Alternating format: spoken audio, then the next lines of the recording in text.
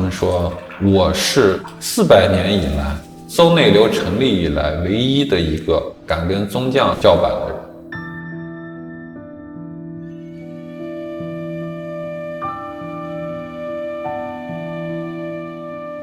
我叫赵赵，1982年生人。现在在这个空间啊，是在北京的宋庄小铺，12年开始盖的，2个月的时间就盖完了。就是清水墙，然后就挂的腻了，占地是200平，按着3层，再加院子，差不多有800平米左右。在北京就会很冷，然后夏天呢又会很热，把6米挑高的工作室放到2层，1层做生活区，然后3层做生活区。空间里的家几乎都是有年份的。这个榻是一个山西的一个古董商，他说他有一个榻几面都放好的，看它的制式造型，至少是在清中期的一件。我当时就说，那你就留下吧。我常年的都是坐在这种硬木凳子上，坐到沙发上我就很不舒服。这张椅子是清中期之后的，我一直把它叫书背椅。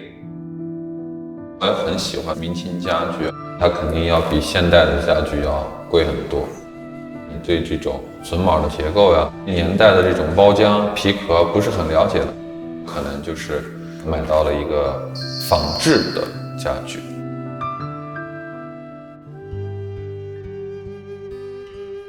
我喝茶应该在12、13岁的时候，也是源于家庭吧。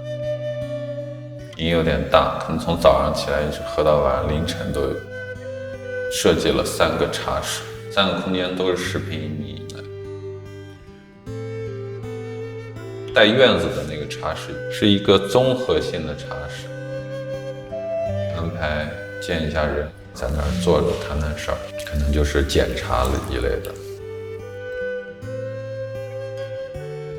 在有一些更发烧级的这种茶友来的时候，他们可能希望用这种比较昂贵的这种茶盏，就会带他去榻榻米的这么一个茶室。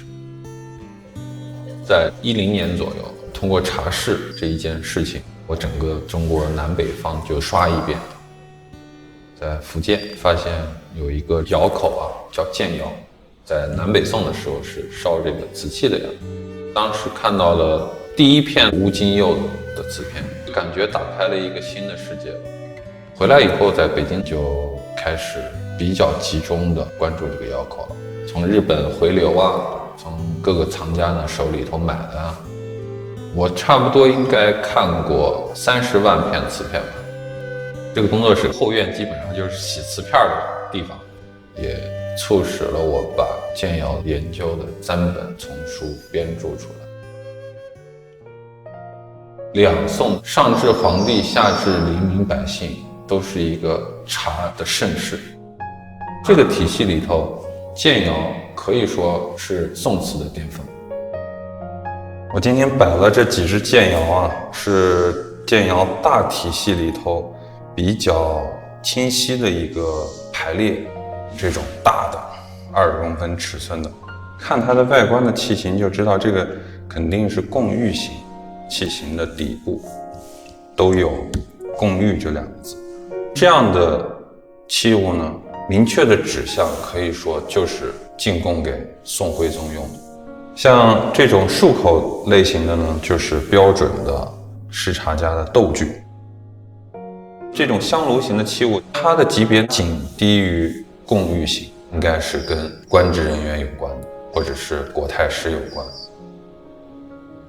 今天如果是我们国家出了任何一个好的瓷器，不是我们很震惊、很兴奋、很怎么样，而是日本人。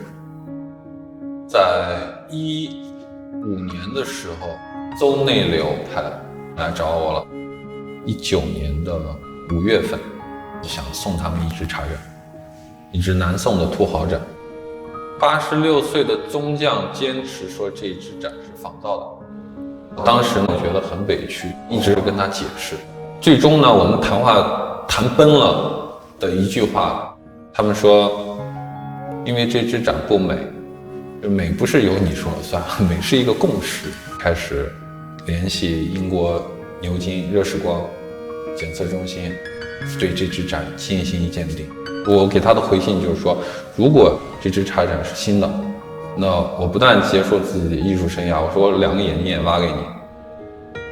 报告下来以后写得很清楚，这只盏呢距今600年以前，宋代的茶盏，这是无疑的。